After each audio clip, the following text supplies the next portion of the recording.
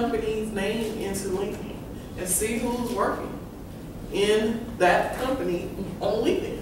Because you can put in the company name and then search people, and then every person that works for that company will come. That's right. And don't be afraid to send them a link. And don't be afraid to say, hey, I am looking for this. And tell them why you're looking for it. Don't be afraid to use LinkedIn. If you don't already have a LinkedIn profile, I encourage you to go ahead and get one. That's number one. Number two, again, Google is your friend.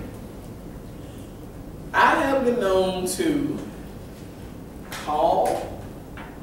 I will find a number and call and say, hey, who does this?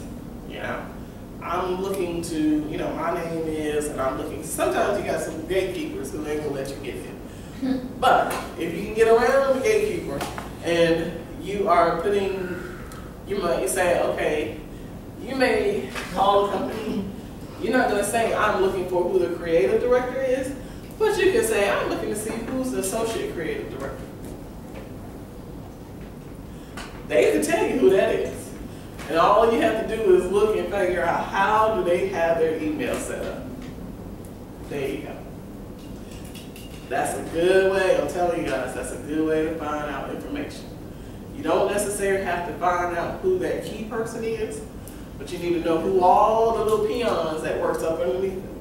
Because those peons are what's going to translate into helping you get to where you need to be in front of that director. So don't be afraid to find out who is working underneath them. Look, start from the bottom. You got to look and see who's the caterer that's going to be providing the food for the event that you're trying to do. Start at the bottom. Caterer. Who are they? They'll list their information. Caterers have really good connections. And they know who is who. Everybody got to eat. Same way. You know, same way with assistants. You know, don't go, like I said, don't go for necessarily the big things, but go for who are the little people.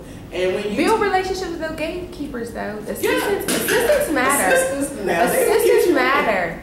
Because if you say to someone, or you're looking for a position, and you know that they have an assistant or an executive assistant, and you know that person's name and their email address, do not be afraid to write them an email introducing yourself. Don't send your resume and your cover letter automatic, but introduce yourself to them and say, hey, my name is, and I am just looking for some more information because I am trying to grow into this industry.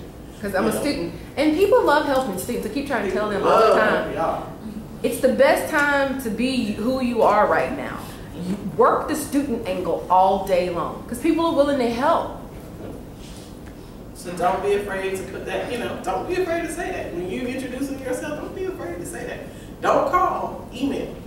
Because then you can get, at least you can try to get a response back from them.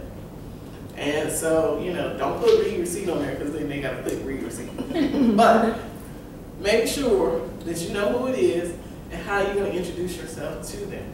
You know, it's fine to just have a brief paragraph about who you are and what you're trying to do. And what your need is. You know, because you want them to contact you. And don't be afraid to ask for some help. Like now they said, you guys are in the best position possible. Y'all are students.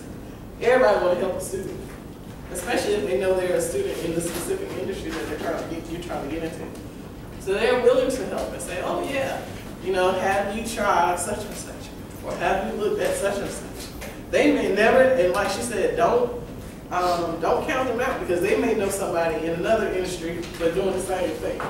Yeah, because I've had people in the past who might not have anything for me right then and there, but they are like, let me pass you on to someone else.